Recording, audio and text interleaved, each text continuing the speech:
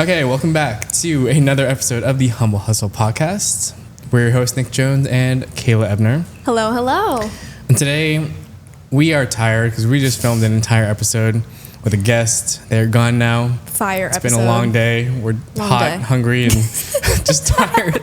So now, we're just going to chill for a little bit. As you can see, we're just casually chilling here. Very Going to talk about gear because that's very easy for us to talk about. Yes, we have no plan, so buckle up. Well, we were just talking off the mic and we were like, let's just hit record now because we're already talking. We were rolling. Yeah, we were having a great convo. Yeah, we should have been recording the 3-minute segment we just talked about. Yep.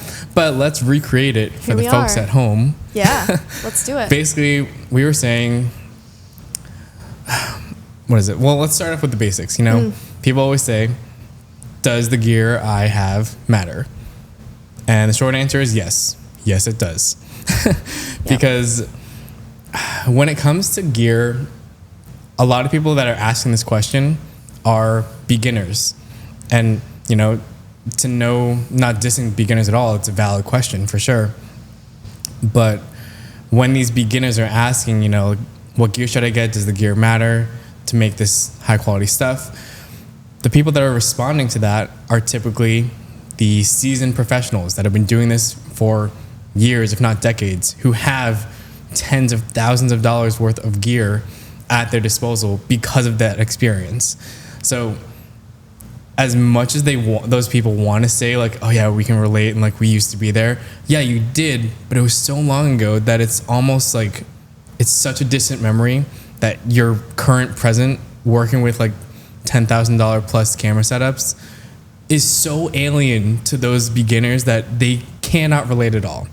So when these experts are saying oh no, it doesn't, the gear doesn't matter, just, shoot with what you have, that's what really matters, you can get the same results, blah, blah, blah, that is a lie.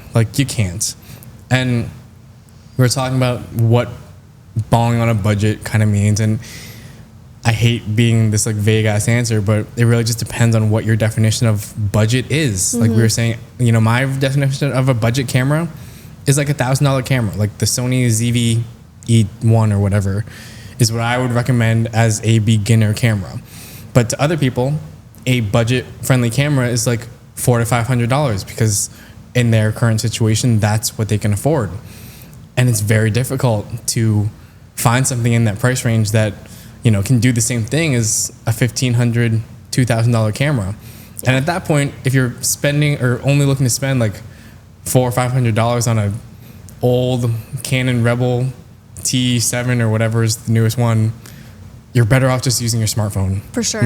iPhones now, in my opinion, are better than the Canon Rebel series and any other intro level camera that's on par with the Canon Rebels. Which is so crazy to think about. It is crazy. It's so crazy.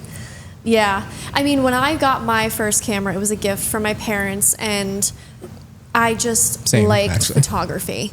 I was in middle school. I mean, I was a fetus, and it's not like I was ready to go into business. It was a hobby. I was taking pictures of flowers. Did you ever like tech though? Not really. Okay, see, I feel like I did. Not as much as I do now. I didn't. But I always thought technology was cool. I wasn't a big tech geek. I just really loved taking pictures of flowers and of my friends and really cringy stuff. Some of it still pops up on Facebook memories, and it's cringeworthy. But I agree with you on the fact that these people who are claiming you'll get the same results with a low budget camera as their high budget camera, it's really kind of cruel, and I think it gives people a lot of false hope. I do think that if you don't have necessarily the biggest budget and you need to start somewhere, that getting the fundamentals and understanding the concepts of creativity, learning the rule of thirds, learning how to stop shooting in auto, I do think that if you have to work with what you got, then yes, it's better than nothing. You can still build a portfolio, but you do need to understand that until you are able to invest in gear, if this is something that you're serious about, you will get to a point where you need to up your game And Right. gear has a huge part in that.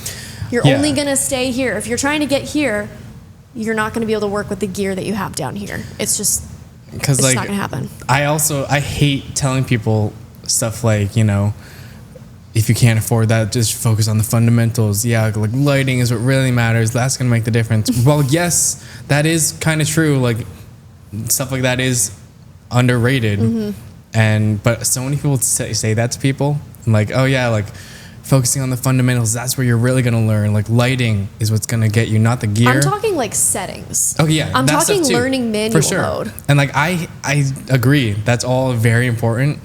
But I hate telling people that because I know. when I was in that position, I hated people telling me that. I know. That just pissed me off. I'm like, Yeah. no, I need practical things I can do to get better. I Yeah. already know, like it's common sense to learn how to use my camera. Yeah. I got that. Don't Yep. tell me that. Yeah. Tell me how to be better. Right. So like I Investing just in think gear back is to a big what part. I used to like not like to hear, and I try not to tell people that because it's like they're pretty much where I was. I didn't want to hear that. They're not going to want to hear that either. Right. Like so I try and think of things that can practically help them, which is difficult.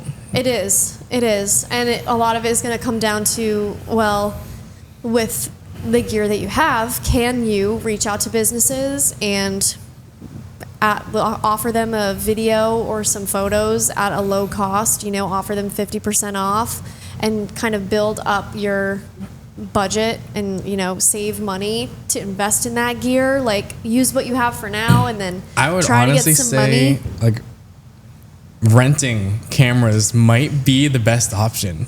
Like you could That gets expensive too, though. if you rent it for a day, you could rent it even not even like the best camera, but a camera that's better than any like Canon Rebel T series. Like Couple $100, yeah. not even like for a day, you could probably rent one for like $80. And if you just go shoot for one day, and you charge them, you know, some entry level pricing, so a couple $100. Yeah. That can pay for the rental, and you can make some money. So Yep. like, as long as you spend the time to, I would say, watching YouTube videos on how To to learn use the camera. camera, Yeah. then you're fine. That Yeah. low-key is like a mini hack that I would maybe recommend. Like if you It's not a can't bad idea. afford one, just rent it for the day. And only one day, because like yeah, if you do it like overnight, it'll get more expensive. But I promise you can find a good enough camera to rent for under $100 for one day, Yeah. for sure. It's not a bad idea. I even occasionally will rent some gear. Oh yeah, I rent gear all the time. Yeah. Like as much gear, I'm a gearhead, that's for sure. I just like it and I appreciate it, and I just like new stuff. But I will say I've definitely worked hard to get to be able to the point where I can. Yes. But I also still rent stuff all the time. Yeah. Like I don't own everything. It's good if you're also like trying to test something out. Like when I was Oh, yeah, you thinking about tested, switching yeah. from Canon to Sony, I rented it. I think I rented the cameras twice. And I did Which it for is like a better, week-long yeah. period because I wanted to make sure I tested it in multiple environments. But it really helps if you're like trying to decide between two camera models or like, you know, whatever it may be. It helps a lot to rent the gear and just get a feel for what you're getting into. And with that, I think we're going to end it here. Going to keep this episode nice and short and sweet for you. I'm sure we'll go into a deeper dive on gear in future episodes. So please give us a 5-star review on Spotify. And if you have any stories that you want to send us to read on the podcast, the link for that will be in the show notes. We'll see you in the next episode.